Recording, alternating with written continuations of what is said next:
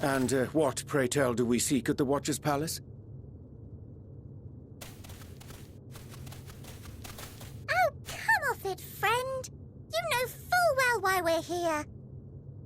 The time has come for you to return to Aetheris and help your brethren prepare for their journey here and beyond. Forgive me, Living Way, but I cannot in good conscience proceed with this plan. Huh?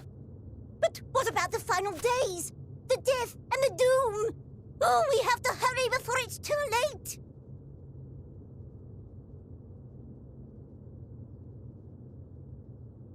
Your unflagging commitment to your duty is endearing, to say the least.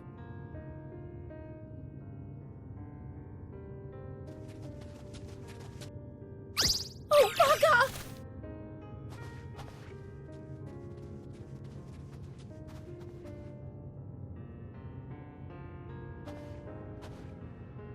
Be at ease. They bear you no grudge, nor do I. How could we, having come to understand your purpose? For millennia, you and yours worked tirelessly towards the singular purpose of this heavenly vessel's construction. An arduous feat by any measure. 'Tis clear you have spared no effort. Why, your very names are a testament to your dedication.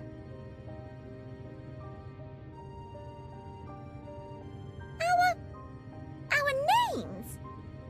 I'm not sure I understand what you're getting at. Names are an expression of the self, a declaration of one's hopes and aspirations.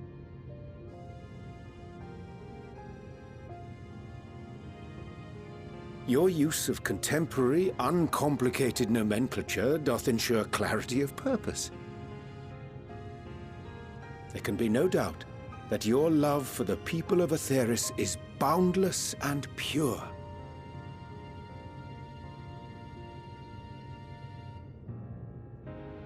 Yes! Yes! A most mellifluous phrasing! We Loperids were born of Hydaelyn's love for Aetheris. That shining, shimmering blue jewel, brightest star in the sky, brimming with life and possibilities.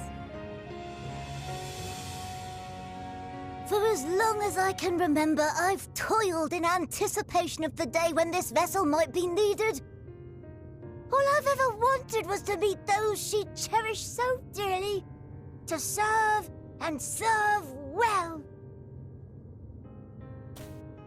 That goes for all of us, don't you see?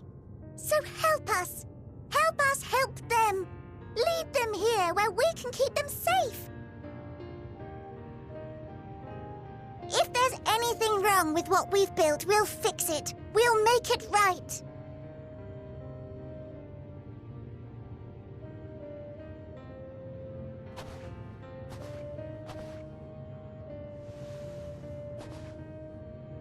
Your works want not for repair. Yet there remaineth much for you to learn of men, and your own kin besides. Singing Way, thy name bespeaketh more than the simple marriage of rhythm and rhyme. The songs of Aetheris are beyond counting, and span the length and breadth of emotion.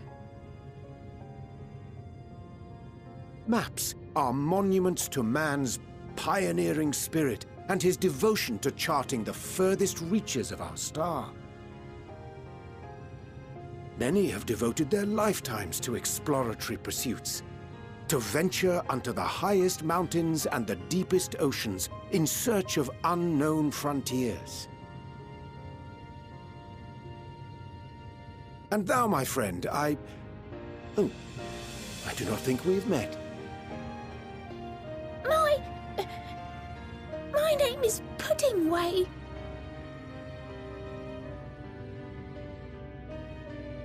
Puddingway? Yes, indeed.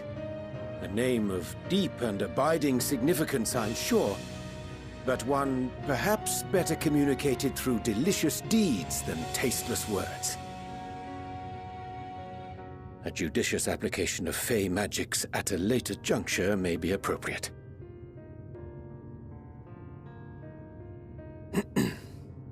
And living way. 'Tis no easy feat to convey the significance of thy moniker.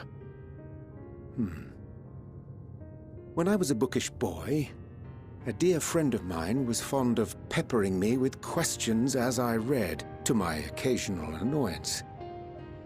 One day, I posed to her a question of mine own. What does it mean to live? After much contemplation, she proffered this answer. The anticipation of a half-read story's conclusion. The hope today's mistake may serve as tomorrow's lesson. The wish that a new acquaintance may one day call thee friend. She believed it to be all these moments and more.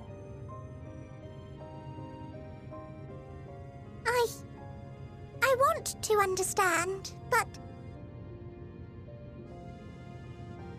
I, too, still labor to find mine own answer. 'Twould be my pleasure to assist you and yours in embarking on a journey of self-discovery and enlightenment.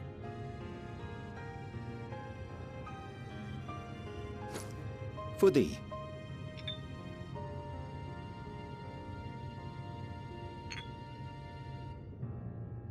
Ink as blue as the waters of Aetheris. Made in haste, though I assure thee, the quality has not suffered for it. The people need not be persuaded by honeyed words. Nay, I have faith they shall do what is right in due course. Until they do, I beg your patience, friends. And with that ink, let us fill the empty pages of Living Way's compendium. An open exchange of ideas will surely afford you all a better understanding of modern man, and with it, ideas for improvements and renovations. But more importantly, it shall empower us to together find a way forward.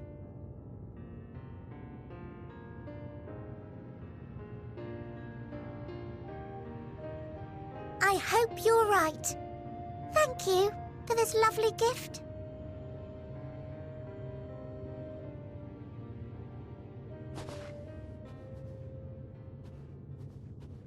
There you have it.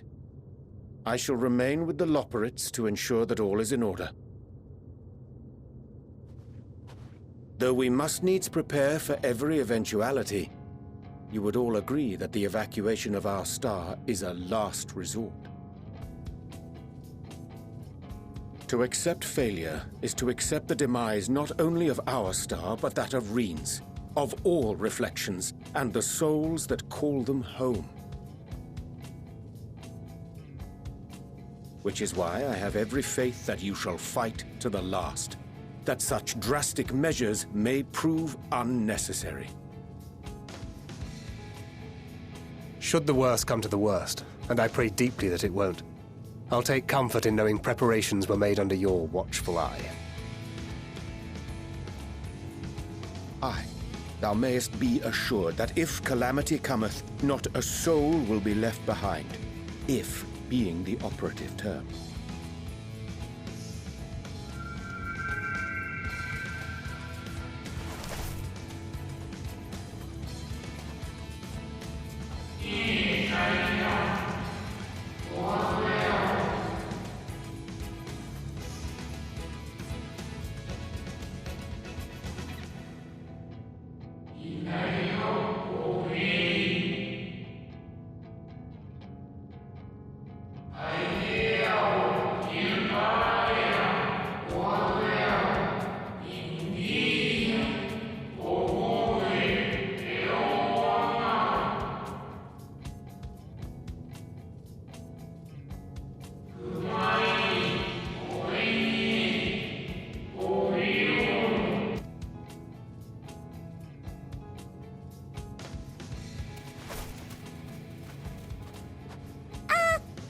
To interrupt, but I feel like I need to make amends for all the secrecy.